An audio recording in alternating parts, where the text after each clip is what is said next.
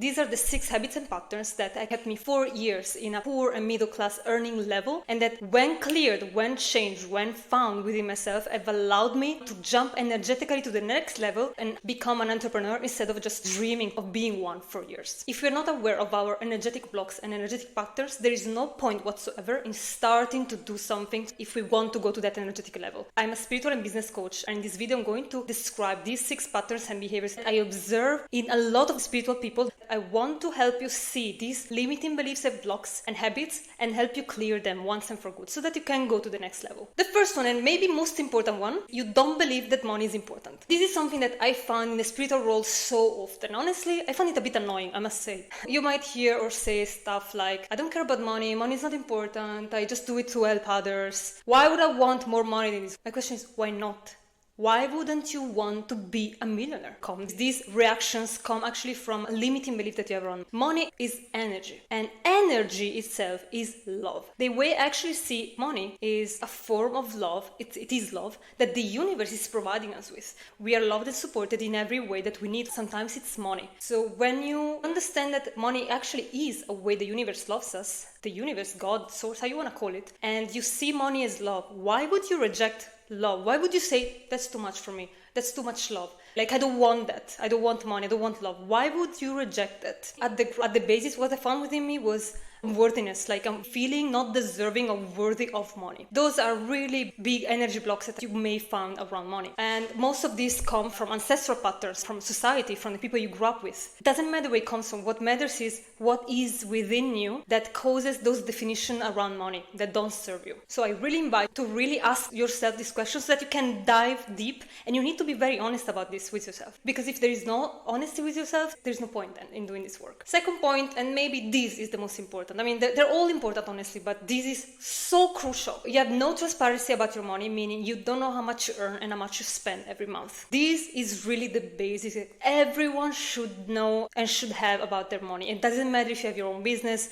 if you work with others, it doesn't matter. Everyone should handle their own money and should be aware of their own money, should have the power to decide with their own money. And the reason of this is that money is energy. Therefore, wherever it goes is exactly where it creates. How can you create more abundance for yourself if you don't know where your money goes, if you don't know your expenses? Maybe you spend, I don't know, $500 on clothes every month, and you complain that you don't have money to invest in your business. So you have an energy leak there, right? Of money going to a place that you're not aware of. Or maybe you have subscriptions running around and maybe that leak you, I don't know, $200 somewhere. And you're not aware of that because you don't write it down, right? That is an energy leak, very important. But if you are able to take all those energy places where your money goes and put it all in a document to say, okay, my money goes here, I have grocery shopping, clothes shopping, medical expenses, whatever, everything in a list, and you see how much spend every month, you will know exactly where that money goes, so that you know, first of all, before trying to be rich or to do anything, you first of all know where your money goes. You have the visibility, transparency of everywhere where your money goes. And that's the most important thing that everyone should do before doing anything else with their money. And on the other side, of course, once that you have the list of your expenses, you should also have the list of where your money comes from. So how much do I earn? 3,000 euros from your corporate job. Perfect. Okay, so I earn 3,000 euros, and how much do I spend every month? Oh, wow, I found out that I spend actually 3,000 euros every month. So I actually have zero cash flow. And the cash flow is simply the difference between your income and your expenses. And your goal should be to have it always positive. So always have something that remains every month, right? Tracking down your incomes and your expenses, it allows you to see where your money goes, where it comes from, how much margin you have, how much leverage you have every month so that you can use it for whatever you need.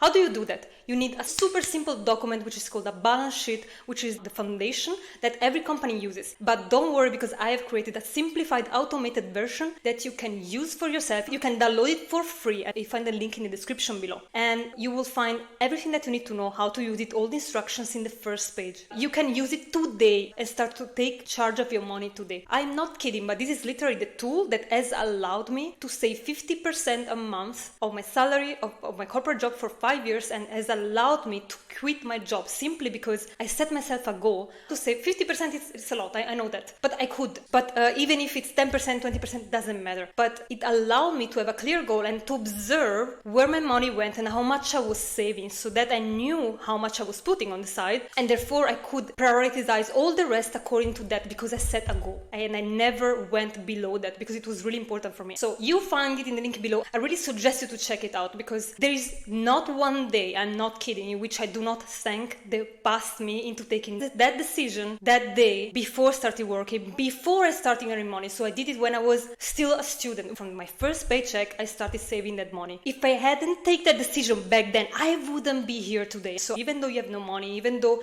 you don't have any plans, start today, because I didn't know what I would have done before then. When I took that decision, I didn't know. But because of that, I had the means to do what I wanted when my vision clarified after that. And this brings me directly to the next point. You don't prioritize yourself and your financial goals first. What does it mean? Let's say that your paycheck arrives, and what you do with that money, you first pay all the expenses, you go out for dinner, you spend money with other people, whatever, and then, oh, look, the paycheck is gone. No, you have to switch back this mindset into saying, whatever it comes, I will take 10%, 20%, it varies from the person, it's totally personal. Don't ever copy anybody's strategies unless it works for you. You will take that amount first. And that amount has to go for you, for your goals, whatever that is. If it's investment, if it's something that makes you feel good, it doesn't matter, but it has to go to you every single month. That switches your mindset into put yourself first for money, and that allows you to create more from that leverage that you have put aside before. If you use all your money for all the rest, you are burning out literally money that might serve you differently. And this is why I'm saying it's energy. It works exactly in the same way. It's kind of like using your own energy for everyone else except for you. You are literally depleting your energy instead of using it for yourself. And maybe you might find yourself objecting and say, well, no, but I have, the mortgage, and I have the car payment, I have this and that, I have to pay this for that, so there's no money for me. No, that's the point. You have to do the switch. You have to say, first, I'm going to set a goal of saving 10%, 20%, as much as you can. And then I promise you that all the rest will rearrange with respect to that new priority that you set. That's how our mind works. It's a self-organizing mechanism. If you set first the goal, all the rest will work around that goal to make it happen. An example in which this may play out in your life is that you find out that, for example, you spend $200 a month into activities that are sociable, like entertainment activities, dinners and stuff that you don't really want to do, but because you're keeping some friendships that love to go to dinner or to theater or doing this stuff, but they are not in alignment with your financial goals. Basically, you spend those money only because you want to stay friends with those people, instead of keeping those 200 that might be a good chunk of money every month for yourself. This is what I mean with prioritization. If you have a specific financial goal because you want to do something with that, you need to put that first. And so you will say to the friend, no, I cannot do that. I cannot go there. I'm sorry, that's not what I want, because it's more important to save that money for yourself. And real life example, when I was on my corporate job, my first year, I traveled every single week from Milan to Paris for 4 days a week. 4 days a week. And what happens is that when you travel for work, they give you extra money for every day you travel. We had, I think, 8 euros per day. You can spend it however you want. So what happens is that all my other colleagues, they would go to fancy dinners, every single night in Paris, you can imagine, dancing, clubbing, and blah, blah, blah. What I did, I never went. I went maybe once or twice a month. They went every single evening. I had to say no to everything. I chose to say no to everything because you know how much I got only for those travel money, I got 600 euros more per month only by not spending those extra money that we got granted with going on corporate trips, instead of burning it all on silly things that honestly don't give you anything. So I had to choose myself over the social life at the time, which anyway I didn't care about because I was planning for something else. The fourth habit is that you don't invest in yourself, and investing in yourself is anything. Wherever you are in your journey, there is not a right or wrong or just right way for you to do it. It doesn't matter, but it's about what you can do where you are right now. For example, when I had no money and I was still building my capital, as I said, just by going to a corporate job and saving money, what I did in the meantime, I studied like a crazy person. Every evening, every moment I had in the weekends. Like, I was obsessed. So I invested into my education. So at the time, I didn't have money. I didn't invest in physical things, but I invested into my growth, into my skills, into myself. So investment in yourself doesn't have to be money. That will come with time, and absolutely. But education comes first. Then after that, I invested my first money in financial coaches, in financial courses. So I invested physical money into that so that it allowed me to make the jump. So this is something important. Like, it doesn't matter where you are on your journey, but you need to keep investing on yourself. And this mindset changed my life because I started by doing things that I didn't think were relevant, and I ended up here today, and like, the growth never stops. It's like, it's just a level after the other one in everything. If you have, let's say, zero knowledge about money, you want to start from fresh, and you really feel like, I'm really blocked, I will suggest you one book that really, it's a life changer. I will link it in the description. Is one of the biggest and most famous books. It's a mindset shift. You first need to shift your mindset, and then from there you can create all the rest. It's a mindset before anything else. Then it's an energy, work, and then it's action. The fifth point is that you are surrounded by people with really low standard of money, and you keep talking about money with them. What I mean is that if you want to be a millionaire, for example, you don't go to a person that never went over the 2000. You don't go to a middle class person. You go to a person that is already a millionaire. If you're working to bring yourself out of the level where you are and to go forward, I promise you, there is no point in talking about that with people that is not interested in that, and there is no point in talking about that with people that doesn't care about that, or that has really misbeliefs about money, and that they are like in their hole and they want to stay there. If you continue to talk to them about money, they will keep you in their hole. It's not the other way around. You don't bring them up with you, they will keep you in the hole with you. And I've learned this at my expense. Now I don't care anymore, obviously.